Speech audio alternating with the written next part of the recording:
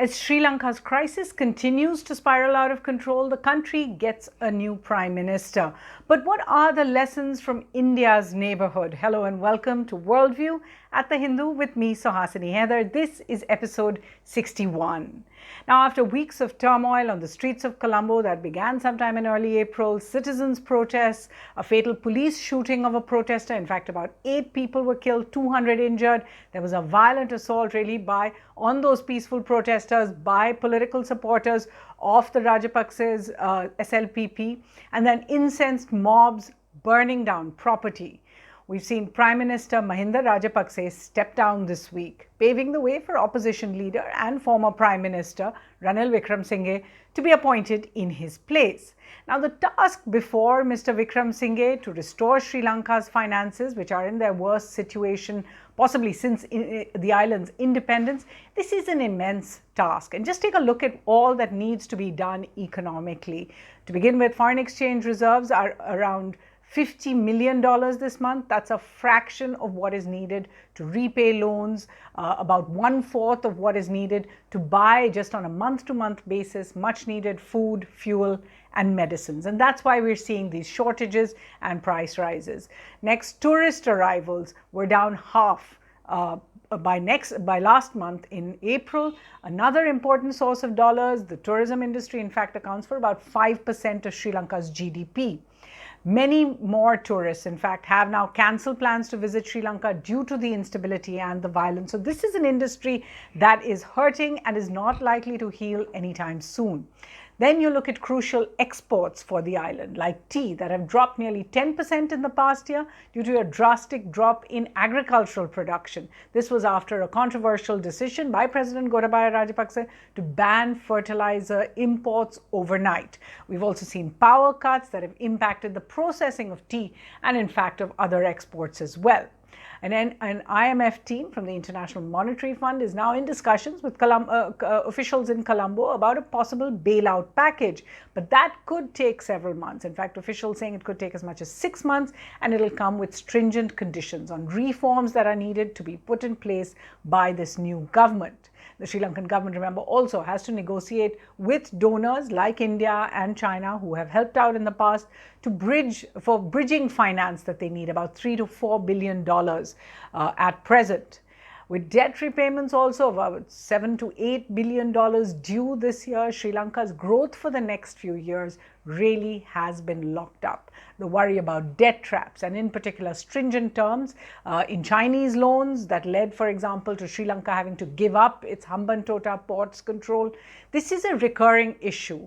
And this is something the new government is also going to have to deal with, is how to repay or restructure their loans.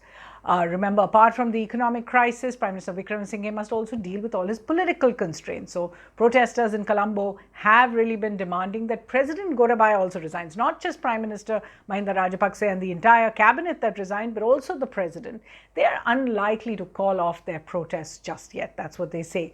And the Prime Minister does have the backing of the Rajapaksa-led SLPP, which has a 2/3 mandate in the parliament, but his own party, the UNP, is a shell. He is its only member of parliament and was chosen through a system of proportional representation.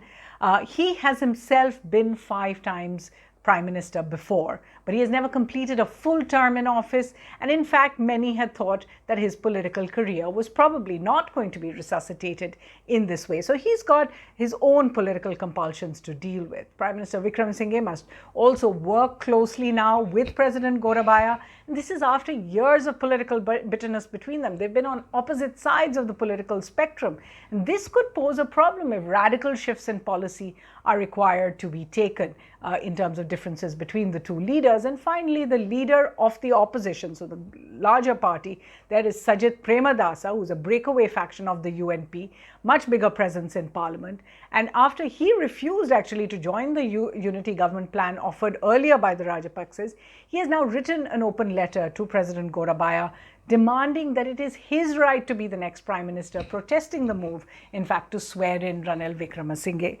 So we're looking at a number of those challenges ahead for this new government right from day one. let's just take a look really at what India's policy has been during this entire crisis in Sri Lanka. Of course, India has made it clear it stands with the people of Sri Lanka. It has kept up a steady stream of support, estimated at about $3.5 billion just this year, including credit lines for food, fuel and medicines, loan waivers and currency swap arrangements. Now, until last week, New Delhi had said that it expressed its support to both the government and the people of Sri Lanka and was dealing with the Rajapaksa government. But with protests and the anger against the Rajapaksa government spilling over, India then issued a statement this week, seeming to distance itself. It doesn't mention the Rajapaksas at all, saying it would be guided by the best interests of the Sri Lankan people, omitted any reference, as I said, to the leadership. Then, as the violence seemed to spiral even further out of control, Prime Minister Mahinda Rajapaksa and his family were flown to a naval base for their safety. The Indian High Commission in Colombo, so that earlier statement was from the MEA in Delhi, and then the Indian High Commission in Colombo issued two statements that seemed to further distance themselves from the Rajapaksas. One statement denied any suggestion that India had given shelter to fleeing Sri Lankan leaders. And another statement denied the rumor that India would intervene or send troops to stabilize the situation in the island. So these were actually statements put out denying rumors, and that's what makes it even more significant that the government felt it necessary to put that statement out. And then after the swearing in of Prime Minister Wickremesinghe, the Indian High Commission said it looks forward to working with the new government once it is sworn in, it establishes its majority in parliament. Remember, apart from concerns for Sri Lanka itself, India also has to worry about any possible uptick in refugee flows that could always follow more violence and economic strife, particularly if there is an impact of shortages on Tamil majority areas in the north and east of Sri Lanka. As these have a spillover effect, Tamil Nadu leaders have been calling for India to take a much more involved position on Sri Lanka. Now, of course, the focus for the last few weeks has been on Sri Lanka, but there are parallels to what we are seeing across the subcontinent. Sri Lanka saw a very dramatic change of power, but it's not the only democracy in the neighborhood that has seen non-electoral changes in the past year. So it changes, but not coming from elections. In Nepal, remember, Prime Minister Sher Bahadur Deuba was appointed Prime Minister by a Supreme Court order after months of protests against Prime Minister KP Oli last July. Especially after he summarily dismissed the parliament, all his orders were then reversed. Then in Pakistan, more recently, and we've done a worldview about this, Prime Minister Shehbaz Sharif took over as Prime Minister of the combined opposition after Prime Minister Imran Khan lost a no confidence vote. And you remember all the drama that played out on the streets of Islamabad after that. Then a little further back in Afghanistan, of course, the Taliban dismissed the elected government of Prime Minister Ashraf Ghani to take control of Kabul. Its regime is still not recognized by any other country, and it remains stuck in many economic and political troubles and has not kept any of its promises when it comes to democracy or the rights of women and minorities. And then more than a year ago in Myanmar, the elected government of the Aung San Suu Kyi-led NLD was overthrown in a military coup, which has put the entire political leadership behind bars, and Worldview has, of course, dealt with it on different occasions. So 5 countries in India's neighborhood have seen these changes, dramatic changes in the last year and a half. Now, the Modi government's reaction to each of these changes has been varied, from supporting the new governments in Nepal and Sri Lanka to continuing the engagement with the Myanmar junta, despite the coup, to opposing the Taliban regime, having no truck with it, only aid has been sent, to virtually ignoring the political changes in Pakistan that we have seen more recently. But what are some of the lessons for India and its neighborhood first policy from all of what we are seeing in the neighborhood? As I said, 5 democracies in the neighborhood seeing changes to others. The first message really, and the first lesson, if you like, is that engaging with the neighborhood really does involve engaging beyond the leadership of the country.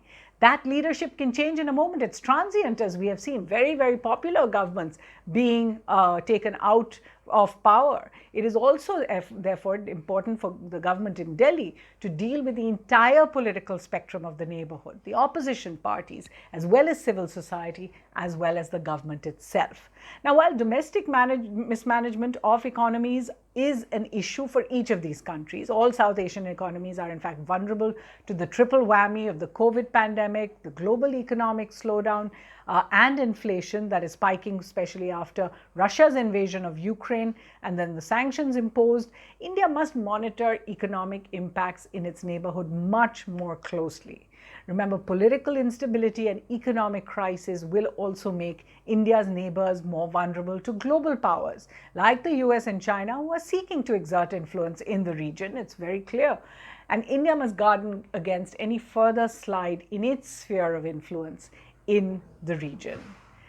Another big message that seems to be coming out from each of these countries is that hyper-nationalism, majoritarianism, protectionist economic policies, these are all marks of populism, of the populist leaders. But they're also marks of the populist leaders who have lost power in India's neighborhood. It is important to see that no matter how large an election mandate is, good governance, not popularity, is the best guarantor of political stability. And this holds true for the government in Delhi as well, that has this very popular mandate, but has also some populist policies.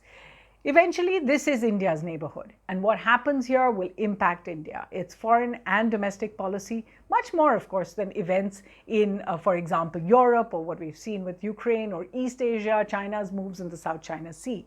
India has the added challenge of being much larger than each of its neighbors and must balance its concerns over developments in the region without appearing to interfere. So a lot to pack in over here. When it comes to reading recommendations, I would definitely start by recommending The Hindu and my colleague Meera Srinivasan's in-depth reportage from the ground, a special ground zero she did on what caused the economic crisis in Sri Lanka as well. The World Bank also has a great report out. I'll post a link for that for you as well. There are two biographies of Ranil Wickremesinghe, if you want to know more about Sri Lanka's new Prime Minister, one by Dinesh Veerakodi and a translated one by Sampath Bandara. I haven't actually been able to read either, but I suspect that the one that is yet to be written about his current tenure will actually be the most interesting. There's also a book I had omitted to mention the last time called Sri Lanka in the Modern Age, A History, by Mr Wickremsinghe. It looks at Sri Lankan politics and its evolutions. Now, since we dealt with Sri Lanka at length in Worldview episode 57, and you can go back and see that, and I've given you a number of reading recommendations on Sri Lankan politics and the economy there. This time I'm going to look at some of the latest books on economy and geopolitics that might better prepare you for these developments in our region as well as other regions. So here's the mix-up for you. The first is of course author Thomas Piketty. He's a world-renowned economist. He does promote a socialist form of economic governance, but he has many interesting ideas in there as well. He has a new book out now as of April this year called A Brief History of Equality. And you can add that to his previous books on capital in the 21st century and also Time for Socialism, Dispatches from a World on Fire. The next is an author I've frequently recommended, and he has a new book out. Robert Kaplan has his latest book called Adriatic, A Concert of Civilizations at the End of the Modern Age. That's not as pertinent to the Indian situation, but it adds to the revenge of geography, which I've spoken about before, as well as Monsoon, the Indian Ocean and the Future of American Power, which is very pertinent to the region. Then there's a book that isn't out yet, but I believe it's out on Kindle, and you might be able to listen into it also as an audiobook. It's called Sold Out: How Broken Supply Chains, Surging Inflation and Political Instability Will Sink the Global Economy. This is by James Rickards. Then there is a book of history, 3 Days at Camp David, How a Secret Meeting in 1971 Transformed the Global Economy. This is by Jeffrey Garden, and it's about how the Bretton Woods experiment really began. Very important to read for those of you who look at the history of globalization. And then two books simply written, but on complex issues: The Power of Geography, 10 Maps That Reveal the Future of Our World by Tim Marshall. And Tim Marshall has also written Prisoners of Geography, 10 maps that tell you everything you need to know about global politics. So both those books, very interesting, very simply written. And finally, there's this book from 2018. So it deals with the Trump era, but it's on the impact of the world. It's quite interesting. It's called Us versus Them: The Failure of Globalism by Ian Bremmer. So that's all we have here for you this week on Worldview. We do hope you tune in again and enjoy all the book recommendations we've given you. From the team here, thanks for watching.